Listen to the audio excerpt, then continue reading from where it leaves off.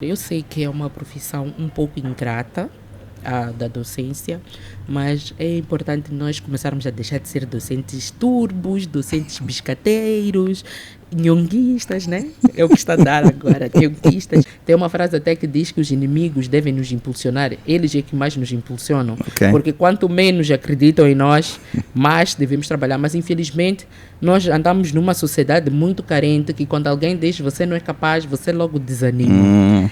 Eu costumo dizer, eu preciso de mais do que 5 pessoas a falarem mal de mim, porque essas 5 pessoas, quando se juntam e falam mal de mim, é porque uma bênção muito grande chega. Amém. É, exatamente. Então nós precisamos de ter cada vez mais pessoas que não acreditam no nosso potencial do que muitos bajuladores, muitos que acreditem em nós às vezes, porque às vezes acabam nos deixando cômodos.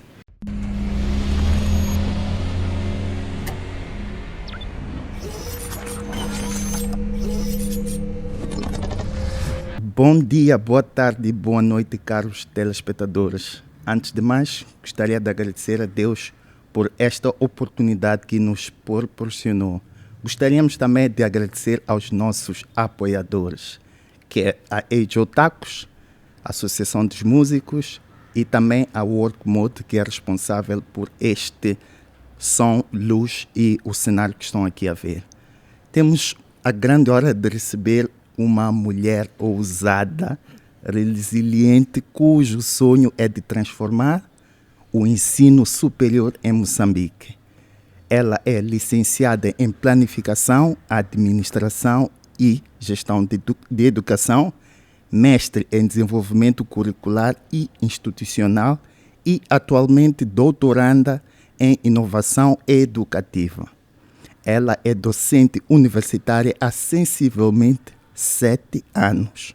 Começou ainda no seu 3º ano de docência a incorporar as tecnologias de informação e comunicação no seu processo de ensino e aprendizagem. Ajudem-me a receber Ana Paula Xavier Matucci. Olá. Olá, muito obrigada pelo convite. Depois dessa apresentação, tenho muita responsabilidade aqui. Ok, antes de mais, quem é Ana Paula? Bem, a Ana Paula agora já é uma jovem senhora, né? Antes era uma menina, agora é uma jovem senhora, cheia de sonhos, de expectativas em relação, como mesmo mencionou, do ensino superior. É preciso nós percebermos uma coisa, nós não temos que aprender tudo, mas nós devemos levar a aprendizagem de alguma coisa para o resto da nossa vida. Ok. E o que motivou a escolher a educação como missão de vida? Sabemos o que é que acontece. É verdade. O que levou-me a escolher a educação foi mesmo o espelho lá em casa. O meu pai sempre foi da educação. Eu cresci a ver aquele mundo todo. Eu dizia, não, um dia eu vou ser igual ou melhor a ele. Eu tinha essa pretensão, né? Ser igual ou melhor a ele. E graças a Deus estou a caminhar muito bem. Por aquilo que eu vejo, os resultados que tenho obtido, estou a caminhar muito bem. Então acredito que a minha maior inspiração foi realmente o meu pai, que foi o meu primeiro herói, né? E tudo por aí fora. Ok, então pelo menos tem inspiração de casa. Exatamente. Ok. Mas acredito que na sua caminhada como docente teve desafios. Quais foram os principais desafios que teve? Bem, os principais foi que comecei a estudar na área da educação, mas sem visão. Ok. Onde é que eu vou depois daqui? Eu lá ia metendo currículos em sítios, olhava o nome do meu curso e olhava, este curso aqui, vou ali no Ministério da Planificação, vou ao Ministério da Educação. Mentira, nenhum deles me abriu as portas. Então comecei a trabalhar em outras áreas, mas sempre com aquele sonho. Quando terminei a licenciatura, eu disse, não é possível, eu preciso de estar na área da educação. Então o meu supervisor na altura disse, Matucci, faz lá desenvolvimento curricular instrucional. Eu disse, mas quem vai me chamar? Ele disse, não, faz lá, o curso está bem estruturado, vai lá fazer. Aquele curso tem a tua cara. Eu disse, bem, se até este que tem anos de estrada diz que o curso tem a minha cara, deixa lá, ir lá me atrever. E de facto fui, fiz o curso e abriu-me mais a mente. Eu disse, não, agora tem que ser usada. Cheguei na instituição onde eu trabalho hoje, cheguei lá e eu disse, eu quero trabalhar aqui. Assim mesmo? Eu disse, eu quero trabalhar aqui. E perguntaram por quê. Eu sinto que eu tenho potencial, que eu terei muito para dar. Eu quero trabalhar aqui. E nesse momento estava a trabalhar em coisas muito por fora da minha área. Mas eu a insistir, eu quero. Pensei que também, mais uma vez, não iria dar em nada, até que um dia ligaram e me disseram, olha, tem que vir, ver o contrato. Assim, eu disse, meu Deus, muito obrigada. E nem estavas a trabalhar nesse momento? Até estava, mas muito fora Da tua da área? área de educação. Muito mesmo. Então, lá fui e comecei assim essa aventura de ser docente. E olha que, enquanto ficava também na espera, na igreja eu fazia parte da coordenação, da pastoral social. Então aquelas crianças ali, já que eu não tinha onde exercer, eu dava curso a elas de metodologias de estudo, método de estudo nas férias. E depois elas iam à missa e falavam um pouco daquilo que aprenderam no final. Eu lá fazia uns certificados bem piratas, mas a assinatura do padre é tudo, né? Então o padre lá assinava e dava, e eles ficavam muito felizes, e os pais também ficavam muito felizes. Então essa veia, para além de vir do seu pai, é uma veia que já vem desde gostar de ensinar. Gosto muito, porque eu sempre tive aquela máxima, um conhecimento adormecido ou não partilhado vira ignorância. Então eu sempre, quando soubesse alguma coisa, tu não imaginas, eu queria sempre ter alguém para ensinar. Não estás a conseguir isso aqui? É não sei o quê. É aquilo, é assado. Infelizmente, às vezes não sabia outras coisas, né? Mas lá tentava. Então, mesmo no bairro, levava as crianças, quando os pais estivessem a trabalhar. Então, acho que era um sonho associado a um dom e inspiração de casa. Acho que tudo foi se cozinhando e transformou nesta Ana Paula que eu sou. A docente por amor. Por muito amor. Mas por que docente por amor? Pela conjuntura atual, acredito que sabe que uma das profissões mais ingratas que nós temos é a docência. E se for a verificar, muitos vão para a docência quando aquilo que eles sonham ser está fora do seu alcance. Então dizem, já que estudei isto aqui, deixa lá ir ser docente disto que eu estudei. Mas eu não era só porque não tinha, como se diz em gíria, outros ways. Eu queria mesmo ser docente, porque eu dizia que eu, como docente, eu vou ter que estudar mais. Eu vou ter que me aperfeiçoar todos os dias. Então eu olhava para aquilo como um desafio, até hoje olho como um desafio lecionar. É por isso que muitas vezes não aceito ter muitas turmas. Quantas turmas tem atualmente? Já terminaram 2 turmas. Por quê? Porque eu gosto de dar um atendimento personalizado. Eu gosto de conhecer os meus estudantes. Daquelas situações de quando ele escreve uma coisa extraordinária, eu já sei que não foi José que escreveu isso aqui. É o ChatGPT. Eu já consigo ver. Isso aqui não foi José que escreveu. José, estavas tão inspirado assim. Eles começam a rir porque já sabem. Eles docente. Então, também tem essa parte chata, porque eu vou muito por cima deles e quando percebo, normalmente os docentes têm aquela forma de ser e estar. Quando tem um estudante que é muito aplicado, eles se concentram no estudante muito aplicado e acabam negligenciando o resto da turma. Eu já não faço o inverso. Aquele que gosta de falar muito, às vezes digo, cala, fulano, fala. Que é para quê? Para eles perceberem que tem alguém que está preocupado conosco. Está a ver? Se tu fores a reparar, alguns não é porque são estudantes medíocres, são péssimos estudantes. Na verdade, eles são tímidos, às vezes têm aquele receio de falar algo e todo mundo rir. Aquela coisa que acontece na sala de aula.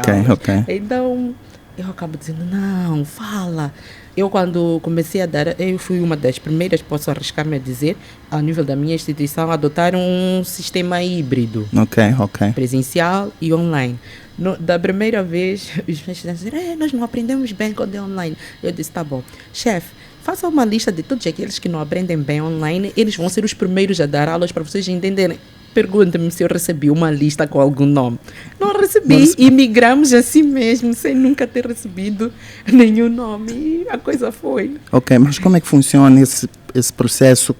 Como é que foi? Não foi uma burocracia para tentar implementar isso na escola? Não, porque eu fui sortuda. Ok. Com a Covid. Ok. Então, Eu já queria muito, mas o meu querer, acho que dizem que o otimista vê oportunidade até na calamidade. Ok. E eu vi naquela situação de emergência uma grande oportunidade para migrar e nunca mais voltar. ok. E de facto nunca mais voltei. Eu sempre coloquei toda a matéria, desde o primeiro dia até o último dia, numa plataforma. Então eu depois vou abrindo à medida que os estudantes vão chegando naquela matéria. Então é muito trabalhoso. Eu arrisco-me até a dizer que docentes que pretendem dar aulas no modelo híbrido são pessoas que trabalham muito. Ok. Para os seus estudantes, porque é diferente daquele professor que só chega na sala, hoje é não sei o que, e nós percebemos que há muito improviso. Agora, quando pretendemos usar uma plataforma e o presencial, nós temos toda uma programação, nós temos um plano de estudo. É só perceber uma coisa, existe o que nós chamamos o plano analítico, que é aquele que sai do currículo. Sai do currículo, então o professor elabora. Depois dali, o professor começa a fazer os seus planos de aula, que supostamente são diários, são para cada aula. Eu ainda arrisco um pouco mais, eu faço um plano de unidade. Cada unidade de temática tem o seu plano. Eu mostro lá quais vão ser as estratégias que vão ser usadas, que material vai ser usado, mostro a eles qual é a metodologia que eu irei usar, que livros eles podem consultar. Então, aquilo faz com que, por mais que eles não queiram estudar, porque eles sabem que quando chegarem na minha aula vão ter que apresentar alguma coisa, então eles dizem, nada, docente, é bom nós lermos. é mais ou menos por aí. Ok, então significa que este foi o processo de incorporação das tecnologias de informação e comunicação no seu ensino da aprendizagem, neste caso. Exatamente. Eu comecei primeiro pela curiosidade de estarmos a fazer a formação psicopedagógica. Ok. Então, eu disse, essas metodologias que eles estão a falar, ativas, não está bem, falta alguma coisa. Fui ter uma outra formação já à parte, nada que a instituição deu. Ok. Tive e foi no tempo da Covid. Olha, eu digo que quem usava sempre desculpa de tempo para continuar a formar-se, tempo de Covid, veio mostrar que não era tempo, era vontade. Era vontade, ok. Porque eu fazia no Brasil, aquilo era, às vezes eu tinha que ficar acordada até 2 da manhã por causa do fuso horário, mas eu queria fazer aquele curso, eu queria me certificar como professora digital, era o curso de professor digital que eu estava a fazer. Então lá eu insistia, ficava acordada com as minhas olheiras, mas eu estava lá porque eu queria implementar aquilo que eu aprendi na teoria, mas eu já queria fazer na prática. Ok. E graças a Deus, dentro deste processo, ainda conseguimos ter um bônus de um curso de ensino à distância. Já foi Portugal que ofereceu-nos, e também produção de conteúdos para o ensino à distância. Então, juntei todas aquelas formações que tive, comecei já a fazer algumas coisinhas assim, gravar alguns vídeos, aquelas matérias que eu vi aqui. Eu perco muito tempo quando falo disto. Comecei a fazer um roteiro, a gravar vídeos para ficar mais curto, pôr ali na sala de aulas, e depois do vídeo terminar, começarmos ali a debater sobre o vídeo. Por quê? Porque eu achava muito esquisito eu ter que só levar os vídeos de fora para a minha aula. Então eu dizia, não, eu quero ter os meus vídeos. Não tinha toda aquela qualidade, mas eu dizia, não, pelo menos o material é meu. Eles estão a ver a docente ali naquele vídeo. Não estão a ver uma pessoa que eles nunca vão ver na vida deles ou por aí fora. Então eu, já está aqui o meu material, já está aqui, produzi, não sei o quê. E eles ficavam maravilhados. Quando eu pusesse um play ali, de repente eles viam, é docente, e a voz é da docente. Então, aquilo também parecendo que não fazia toda a diferença, né, nas minhas aulas. Então, depois usava metodologias ativas, mas com os recursos que eu tinha ali. Eu dizia, bem, ainda não estou bem enturmada nesta coisa toda, deixa lá fazer aqui na sala. Eu fazia murais na sala, eles construíam murais dentro da sala de aulas, mas com papel gigante. Hoje em dia, já me formei um pouco mais, eles já fazem murais digitais. Sério? Então quer dizer que essas metodologias, todas as metodologias que implementou, ajudam naquilo que é o desempenho dos seus alunos? Ajudam muito. Eu consigo ver a minha evolução e a evolução dos meus alunos. Como? Eu vejo que o nível dos meus alunos que passaram das minhas mãos pós algumas formações que eu tive. É diferente, diferente daqueles que tiveram primeiro. É só ver, este ano eu mudei um pouco o meu plano. Ok. Olhei para o plano e disse, não, isso já não me satisfaz, já não me identifica. Eu peguei a base, né, porque eu não posso fugir daquilo que é institucional, peguei a base, mas eu disse, eu quero que os meus estudantes saiam com esta qualidade. Ok. E trabalhei para que eles saíssem realmente com aquela qualidade. Hoje os meus estudantes conseguem estar num debate, normalmente. Por quê? Porque eu dizia para eles, vão fazer trabalho em grupo? Sim, é em grupo. Ok. Mas eu é que vou escolher quem vai apresentar. Então aquilo obrigava a todo o grupo ter algum conhecimento sobre aquele trabalho. Eu chegava e eu via, esse está com cara de que nem tocou esse trabalho. Tu é que vais apresentar. Então, é uma dica para os professores. Sim, eu fazia isso. Então, eles não tínhamos aquelas apresentações que eu detesto, de dizer que vou passar a palavra para o meu colega. É um só, porque os trabalhos são curtos, não são para levar muito tempo. Então, eu dizia a eles, vocês têm 5 minutos para apresentar. Às vezes, dizia 10 minutos para apresentar. Explore o máximo esses seus 10 minutos, porque nos eventos, nas conferências e por aí fora, vocês não vão ter 1 hora, 2 horas para estarem aí a falar, vão vos cortar. Então, comecei a treinar aí eles para estarem em grandes eventos, comecei a treinar a eles para mudarem a forma como eles faziam as apresentações, os seus PowerPoints, como eles organizavam. Okay. Mudou completamente, porque eles chegavam lá e começavam a ler. Eu disse, não, PowerPoint é um auxiliar de memória, não é a apresentação em si. Então, eles iam pondo já uns bullets ali. Ok, bullet points, yeah. E a coisa foi fluindo. Mas, Ana Paula, essa sua experiência tem partilhado com os docentes? Como é que tem sido? Tem percebido resistência? Como é que tem sido esse processo? É um grande desafio. Primeiro porque os professores usam subterfúgios. Dizem assim que os estudantes não vão conseguir. Ok. É a frase que eu mais ouço. Os estudantes não têm condições. Os estudantes não vão conseguir. Mas eu percebo que no fundo dessa frase estão a falar mais sobre eles do que sobre os estudantes. Ok. Então eu ali digo, tá bom. Alguns, graças a Deus, dão essa abertura. Eu agora faço mentorias pedagógicas a docentes do ensino superior. Graças a Deus, os que me chamam, nós conseguimos desenvolver muito bem, fazemos um bom trabalho. E eles sozinhos, eu nem preciso esperar o retorno, porque eu vou lá com os professores, vou à sala delas com eles. Então, no dia que eles... O que eu faço? Fico 2 dias a observar o cenário da turma, o cenário do docente. Então, depois faço um relatório. Ele concordando ou não, eu sou bem transparente. Eu digo, aqui não foste bem, aqui é o teu ponto forte, deve ser potencializado, aqui deves excluir completamente, não faz nenhum sentido. Então, depois ponho ali uma nota. Pretende que desenvolvamos metodologias para maior engajamento que é envolvimento dos seus alunos. E lá no final dizem sim, gosto. Outros, não, vou melhorar com base no relatório, porque começam... As pessoas levam muito pelo lado pessoal, às vezes. Então, tipo, está a dizer que eu não estou bem. Elas, não, nós estamos a dizer que tu podes melhorar. Nós estamos a dizer... Eu costumo dizer, e é uma máxima que eu levo sempre para as formações, quando eu vou dar palestras, eu digo, não existe nenhum professor péssimo que não consiga inspirar e nem bom demais que não tenha algo ainda por aprender. Então... Eu digo, não, tu não és péssimo, tu tens estes pontos positivos, que tal te focares nisso e melhorares nisso? Não, na palavra não vai ser necessário, deixa estar.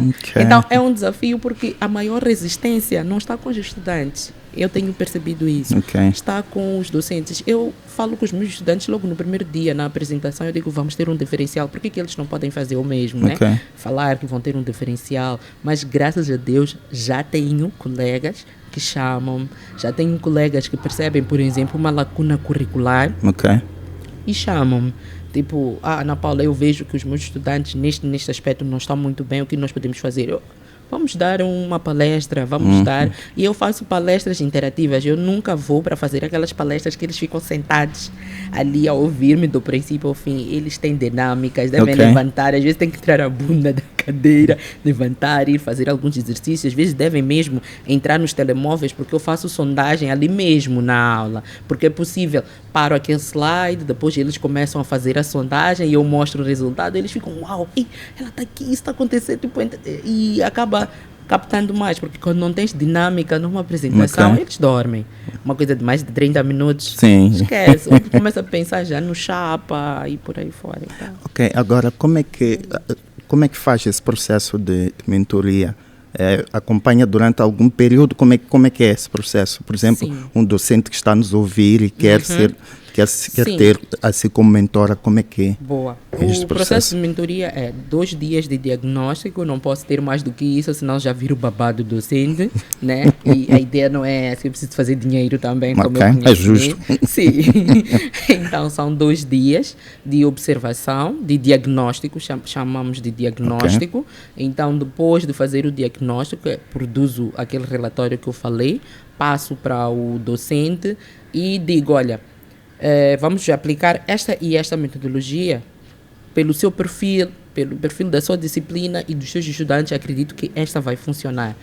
E eles depois dizem, tudo bem, sento com eles, explico como funciona a plataforma, como é que eles devem fazer, eles me dão a informação da disciplina, porque não só outras áreas estou bem por fora, né? Ok. Mas olho clínico tenho, independentemente da área. Então, eles dão o meu conteúdo, eu digo, não, vamos fazer assim, assim, assim. Às vezes, usamos gamificação, nós sabemos que game, todo mundo gosta, aqueles quizzes e tal, todo mundo gosta. Ok. Então, às vezes, fazemos um quiz, porque temos o dilema dos pacotes grátis, então às vezes temos que fazer em grupos, o que poderíamos fazer individual e depois premiar, por exemplo, o estudante, Ok. né? O estímulo-resposta. Poderíamos fazer isso, mas depois desse processo, o próprio professor diz, não, eu, Ana Paula, sinceramente, depois disso, acho que nem preciso falar nada, visto como os meus estudantes estavam assim, hoje estão diferentes e por aí fora. Então é muito importante nós percebermos que nós queremos melhorar e estarmos preocupados com os nossos estudantes. É aí onde vem o docente por amor.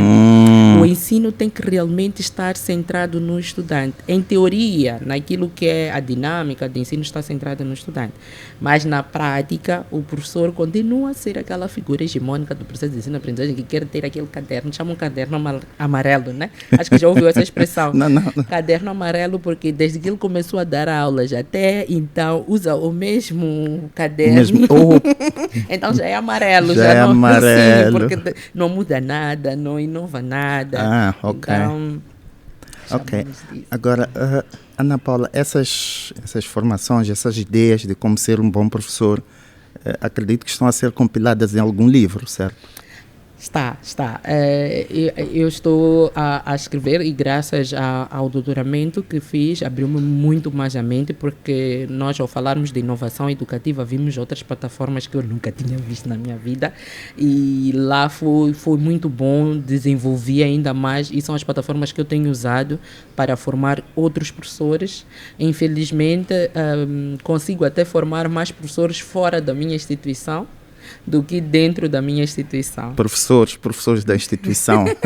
Consigo mais os de fora do que os de dentro, porque acho que temos aquela questão de essa minha colega vai me ensinar o quê? Acho que é por aí, não sei.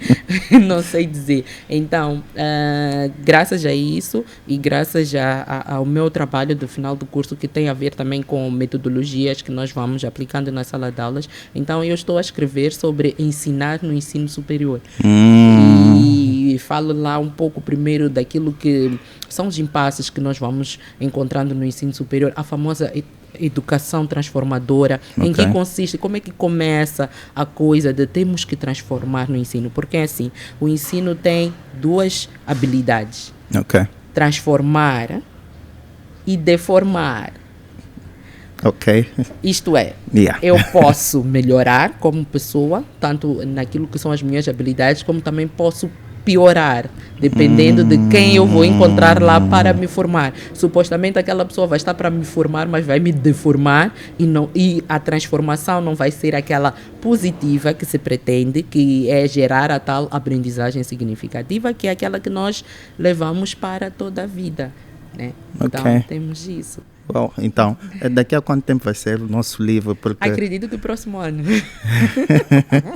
Eu sou otimista, eu começo no espírito. Se o espírito já está a dizer, então depois o resto corremos atrás para acontecer na carne. Ok. Ana Paula, e numa das nossas conversas percebi que há um livro que quer fazer dedicado a alguém. Quem é esta pessoa? É a minha mãe. Ok.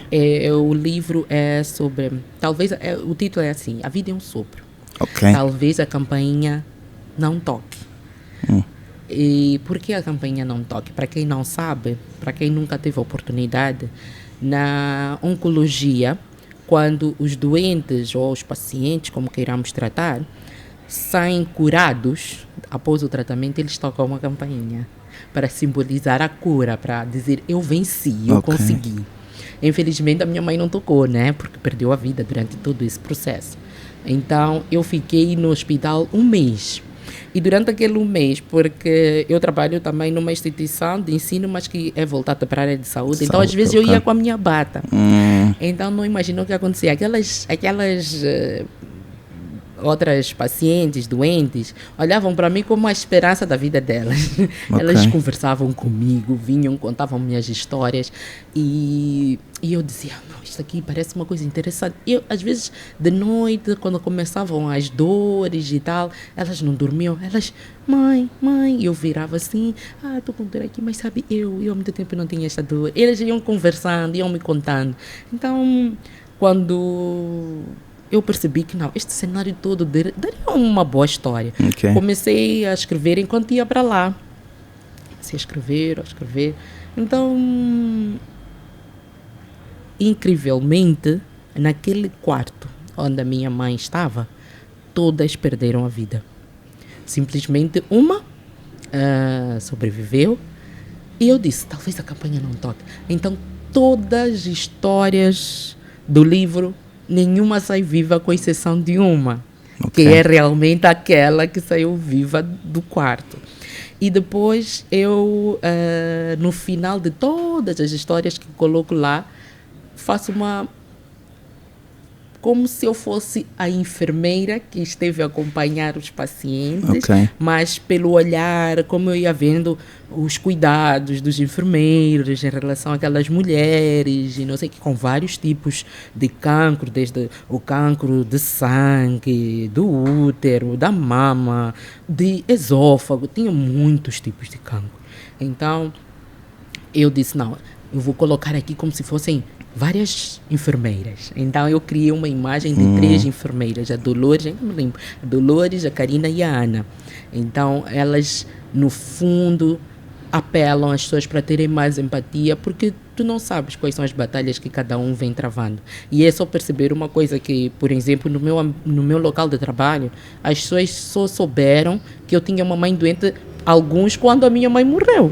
Por quê? Porque eu fui formada na SDO para comunicadora, na altura, em 2008, e sempre nos ensinaram que, olha, no local do serviço não é para você levar os teus problemas. E eu, como era comunicadora, independentemente de estar bem disposta, mal disposta, eu sempre tinha que atender com aquele sorriso: muito bom dia, em que ele possa ser útil, então eu tinha muito deste treinamento. Agora até consigo conversar um pouco mais do que antes, mas eu sempre tive este treinamento de criar distância.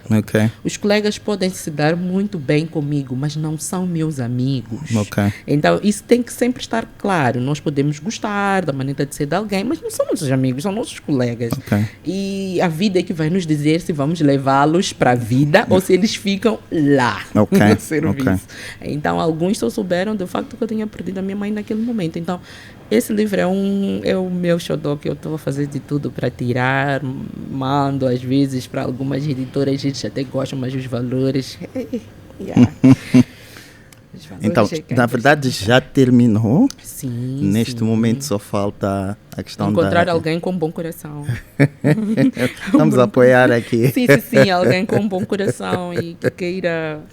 Tem histórias muito envolventes, muito, muito bonitas. Olha, o último relatório da editora que eu recebi, por acaso é uma editora brasileira, e eles diziam: este livro vai mudar vidas. Aquilo me fez dizer: não, eu desta vez vou à procura mesmo de patrocínio, porque eles diziam: este livro vai mudar vidas, este livro vai impactar vidas, porque é só perceber. Tinha lá uma jovem que ela até no último minuto disse: não percam a alegria de viver, sorriam. Quando lembrarem-se de mim, sorriam. Estejam bem convosco, realizem os vossos sonhos e pensem que eu estarei convosco em qualquer lugar onde vocês estiverem. Então, isso para dizer o quê? Que independentemente do que nós estivermos a passar, nós devemos ser pessoas positivas, que é para poder também amparar aquelas pessoas que estão perto de nós. Porque a doença tem um fator, que são os afetados e os infectados. Neste caso, aquele que tem a doença e os outros que são afetados de alguma forma com aquela doença. Então, é preciso, eu vejo às vezes que temos um problema com os psicólogos das unidades sanitárias que não fazem aquela assistência à família dos pacientes. Eu acho que quase fui psicóloga do psicólogo do hospital quando a minha mãe estava lá de baixa. Eu senti falta. Eu tive que ser psicóloga, entre aspas, voluntárias, de quase todas aquelas mulheres que estavam naquele quarto. E eu acredito que, de alguma forma, aquelas mulheres foram felizes, apesar da doença. Por quê? Porque elas tiveram a oportunidade de contar um pouco como foi a vida delas. Tinha uma que até dizia, eu gostava muito de dançar. Essa morreu no mesmo dia que a minha mãe.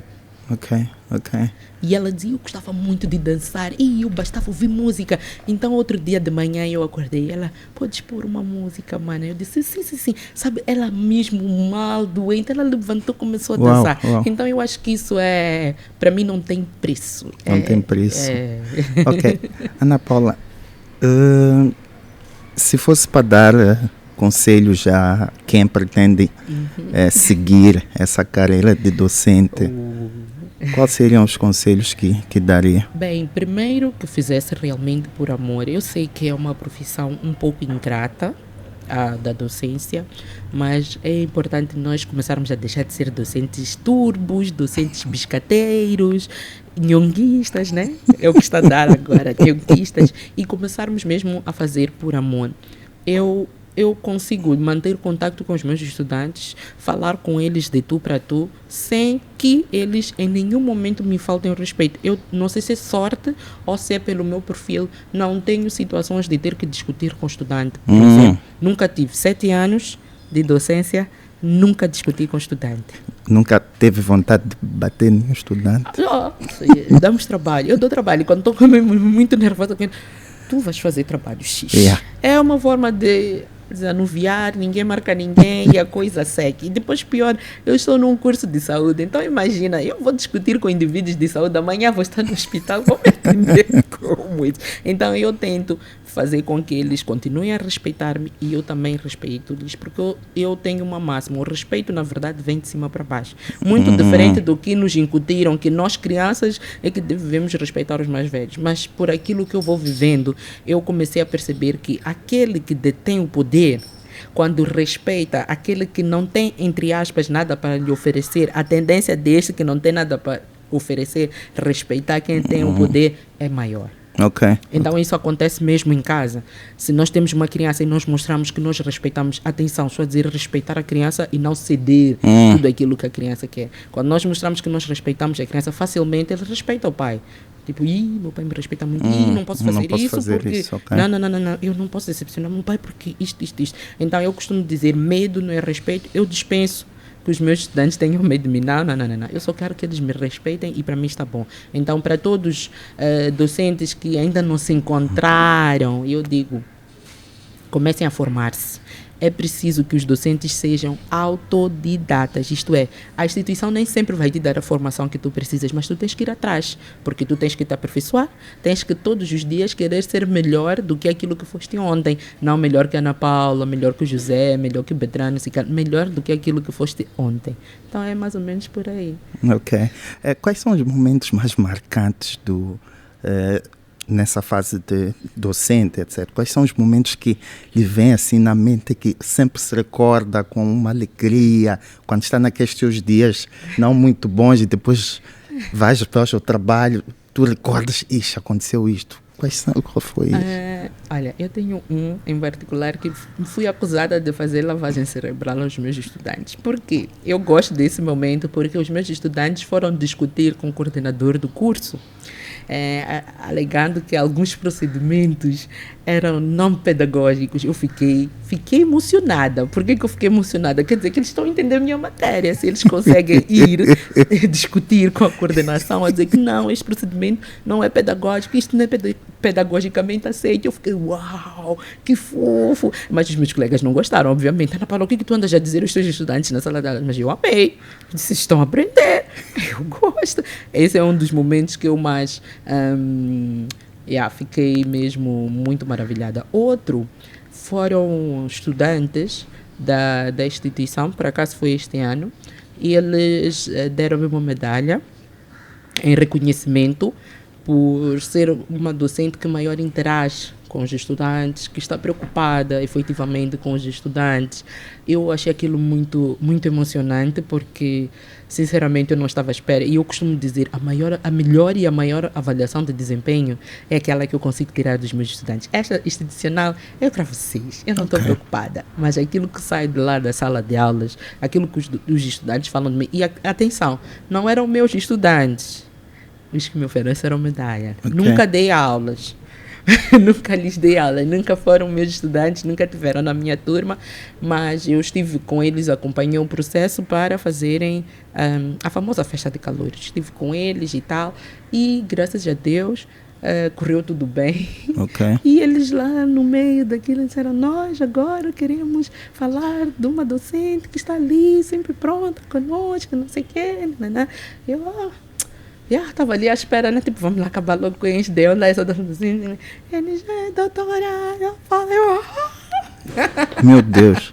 Eu fiquei admirada. Eu disse, opa, que bom. Isso é maravilhoso. Outro momento muito bom que me marcou, eu fiz certificados para os meus estudantes com recursos próprios, vontade própria. Então eu disse a eles, vamos desenhar modelo de um seminário. Vocês estão num seminário acadêmico, então vamos tratar as coisas como se realmente estivessem num seminário. Eles, então, docente, depois vamos fazer um lanchinho. Sim, vamos fazer um lanchinho. Então, no último dia do seminário, eles lá fizeram um lanchinho docente, não sei o quê. Fizeram ali o lanchinho deles na última apresentação.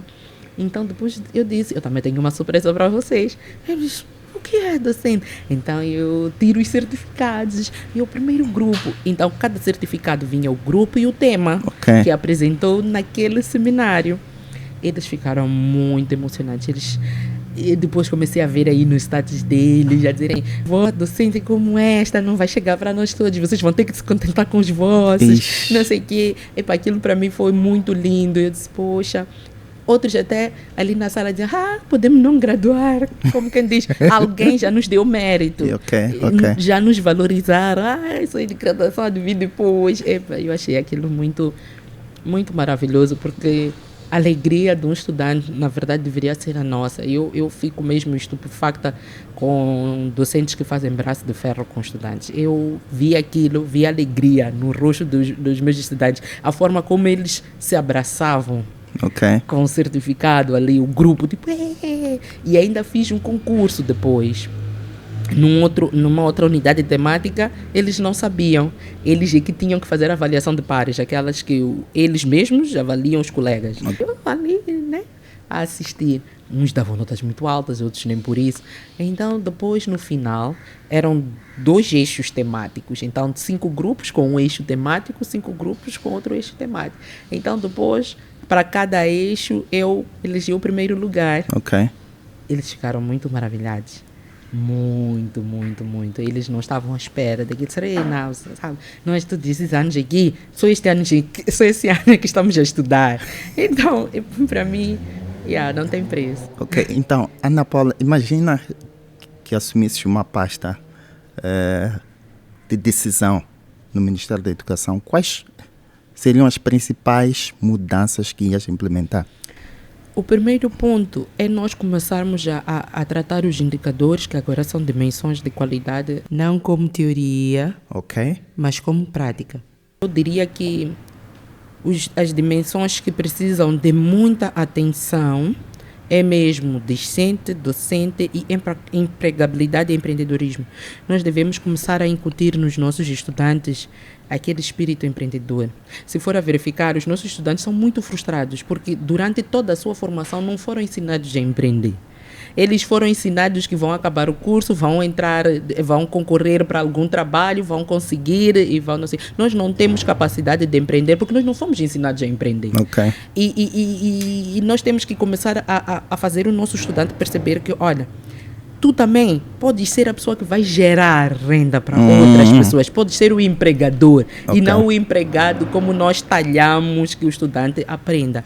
E mais também do que isso, uma das atitudes que eu teria era transformar-se, de facto, os nossos currículos em currículos por competência. De facto, ouviu a parte de facto. Por quê? Para verificar o ensino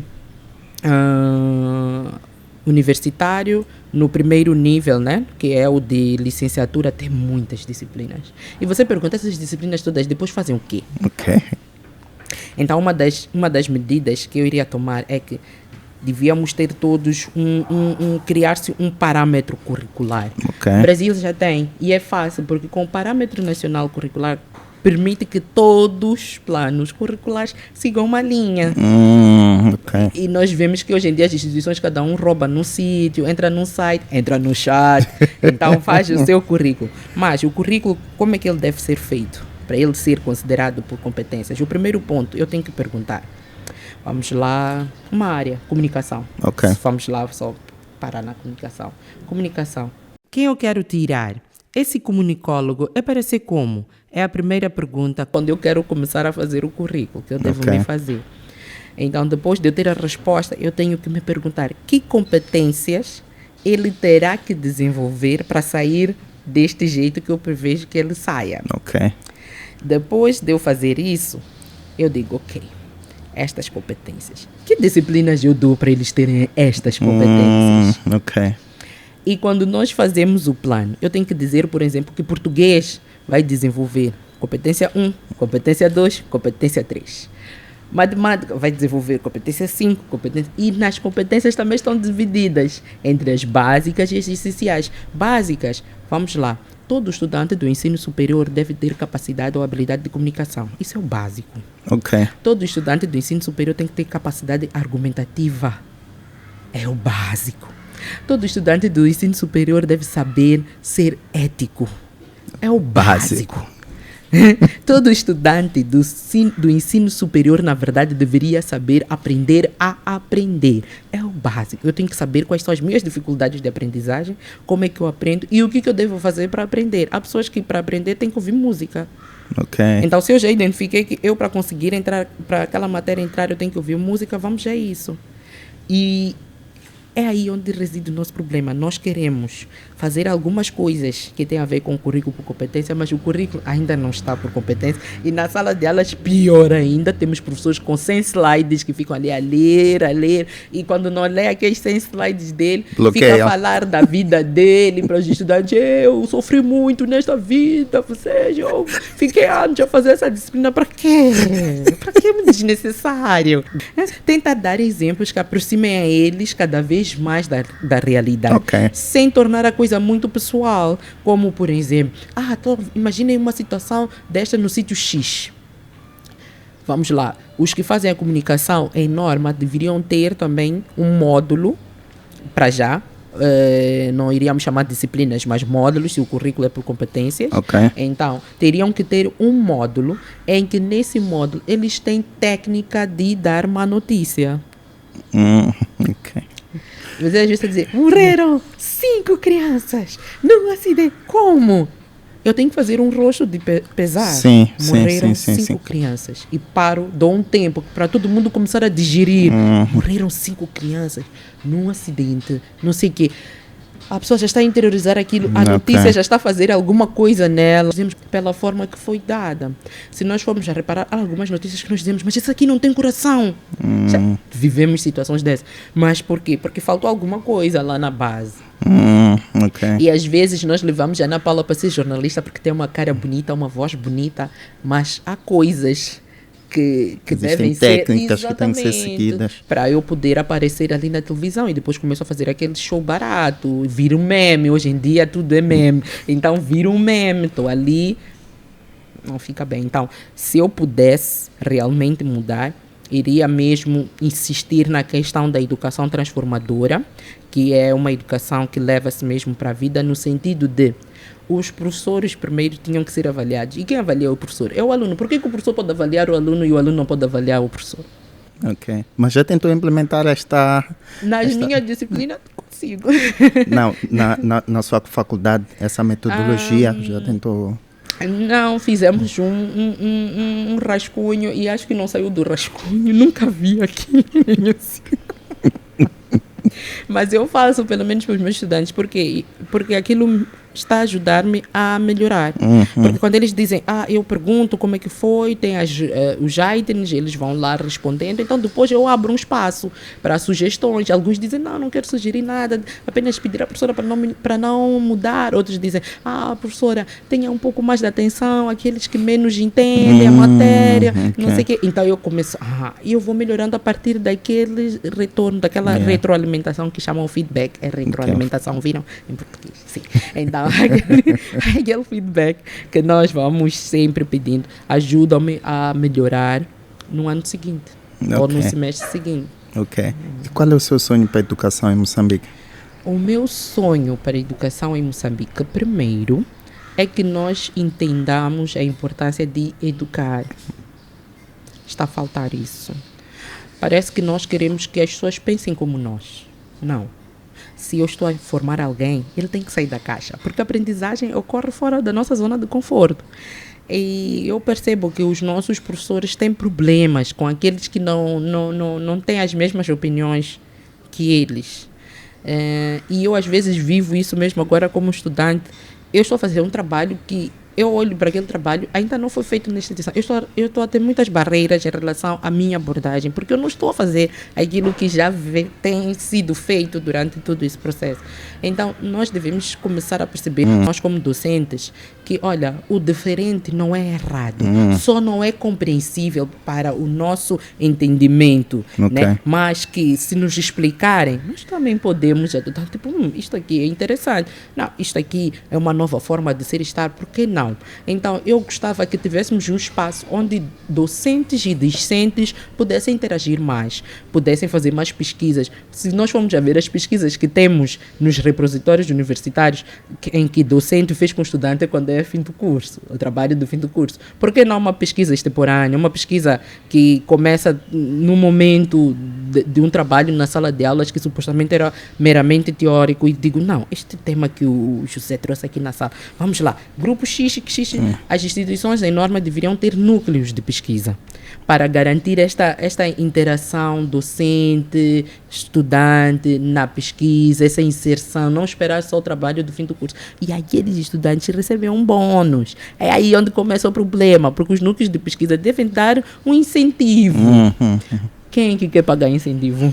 Ainda por cima, a estudante. Só docente nós estamos a lutar, nós docentes estamos a lutar para ter incentivo de pesquisa. Imagina estudante. Então, é complicado, muito complicado mesmo. Então, eu gostaria mesmo um espaço em que estudantes defendessem as suas instituições. Nós não temos aquilo de tu encontrares um estudante e dizer, é estudante de onde? E dizer, eu estudo na escola na Paula Matus. Ei, que tal, gostas? Estamos a cumprir. E ter este cenário. Onde é que tu estuda? Na escola na Paula Matus. E que tal? XPTO. Estamos a falar de high level, né? XPTO. Ali, se tu entras e... Advogar. Quem vai advogar? São os estudantes. Quem faz a promoção? Você não tem que gastar dinheiro com promoção. Os teus estudantes devem ser os homens do marketing grátis, que não vais pagar. Boca e eles ainda te pagam. Eles fazem marketing para ti. Sim. Né? Então, ok. Assim. Se fosses para enviar uma mensagem para alguém de especial na tua vida, para quem seria? Neste momento seria para o meu pai. Ok. Por quê? Porque um pouco daquilo que é a Ana Paula é muito daquilo que ele é. Eu acho que eu sou fã do meu pai, né? Então, eu sou tão fã do meu pai que eu disse, não, ele é um bom pedagogo, ele é excelente. Quando ele toca algo, a coisa transforma-se. E eu disse para mim mesma, É aquilo que eu dizia logo no princípio. Eu quero ser igual ou melhor. Então a minha luta está a ser essa. Ser igual ou superar o mestre. E eu acho que a maior realização de um mestre é ver o seu pupilo acima dele. Dizer que não valeu a pena. Então eu acredito que o meu pai fica feliz quando me vê.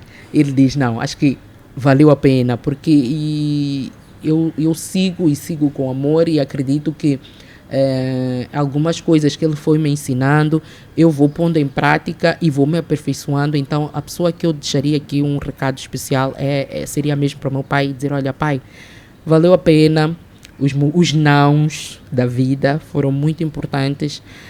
Aquelas palavras em que às vezes mostrava que não confia muito no meu potencial, serviu muito para que eu me potencializasse e fosse melhor. Cada dia, mas cada dia mesmo. Tem uma frase até que diz que os inimigos devem nos impulsionar. Eles é que mais nos impulsionam. Porque quanto menos acreditam em nós, mais devemos trabalhar. Mas infelizmente, nós andamos numa sociedade muito carente que quando alguém diz você não é capaz, você logo desanima. Eu posso dizer ao José, tu és uma pessoa muito boa, tu tens o potencial, vai em frente nos teus sonhos. Vais esquecer ao sair daquela porta. Mas se o João Bertrano chegar, José, tu não serves para nada. Tu não vales nada. Tu vais reter aquelas palavras. E ao invés de fazer algo para evoluir, vai dizer, Ana Paula só queria me escovar. Que potencial, está a ver? Até João disse que eu não valho nada. Eu não sou nada. Não. Eu costumo dizer, eu preciso de mais do que 5 pessoas a falarem mal de mim, porque essas 5 pessoas, quando se juntam e falam mal de mim, é porque uma bênção muito grande. Amém. Chega. Amém. Exatamente. Então nós precisamos de ter cada vez mais pessoas que não acreditam no nosso potencial do que muitos bajuladores, muitos que acreditem em nós às vezes, porque às vezes acabam nos deixando cômodos. Ai, tu és bom. Tu quando pegas isto, tu fazes. Não, às vezes é preciso dizer, és bom, mas parece que falta alguma coisa. Falta. Sento, vou para casa, começou a ver, falta o quê? Eu já fiz isto aqui. Tá a faltar isto. Vou me potencializar nisso. É por aí. Ana Paula, considerações finais. A conversa é boa, sabemos que o tempo é limitado e ainda tens que preparar a aula. Tá bem. Exatamente. Olha, a primeira coisa é, professores, procurem melhorar. A Ana Paula faz mentorias, então podem procurar-me. Eu faço mentorias pedagógicas a docentes do ensino superior. E mais do que isso, também promovo workshops com instituições sobre metodologias ativas e o repensar no currículo para o século XXI. Então, até tenho aí já alguns marcados. Então, quem quiser marcar também, é só entrar em contato. Pode entrar pelo 82 83 80 220. Repito, 82 83 80 220, para podermos marcar, para podermos ver como potencializar a sua instituição ou os seus docentes, por que não?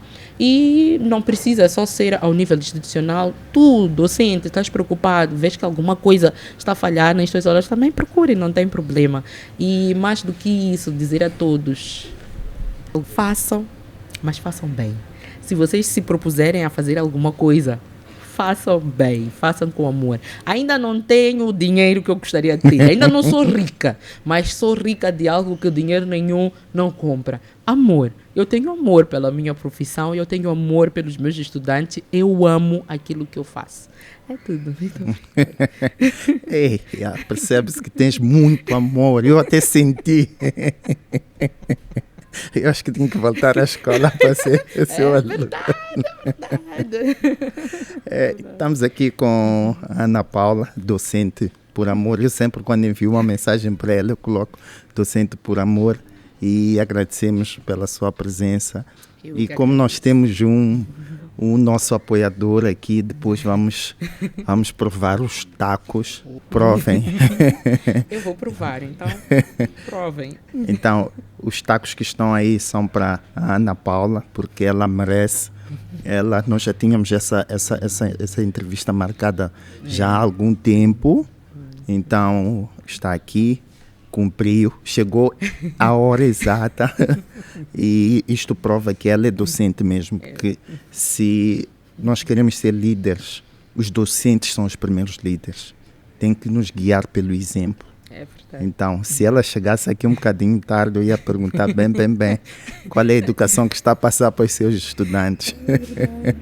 E gostaria também de informar que temos aqui o nosso livro A Jornada de Saber, que está disponível para aquisição, e o número de contacto vai estar disponível no rodapé. Agradecemos a todos que têm acompanhado o nosso canal. Sigam-nos. Vamos trazer pessoas especiais, uma delas está aqui. E até a próxima. Obrigado, Ana Paula. Muito obrigada. Deus te abençoe. Os conselhos que ficaram aqui, vamos fazer cortes, vamos partilhar, vamos fazer chegar lá no topo. Amém. Vamos fazer chegar lá, que é para a nossa educação mudar. Acredito que qualquer professor, qualquer profissão que nós temos, sempre temos um sonho. Eu percebi que o teu sonho não é egoísta, é um sonho para que nós, como Moçambique, possamos crescer, porque a educação é a base de tudo. Exatamente. Não há outra coisa. Então, eu agradeço, continue com essa força, esse amor. Ele enfatizou amor, para dizer que tudo isto que nós fizemos no final resume-se em fazer por amor. Muito obrigado, Ana Paula. Obrigada. E até a próxima. Obrigada. Então, os teus tacos estão aí, vais provar, depois vais dar o feedback. Sim. E recomendo que venham comprar o taco, comprem o livro, inscrevam-se, haverão novidades. Obrigado e até a próxima. Obrigada. Compre os tacos.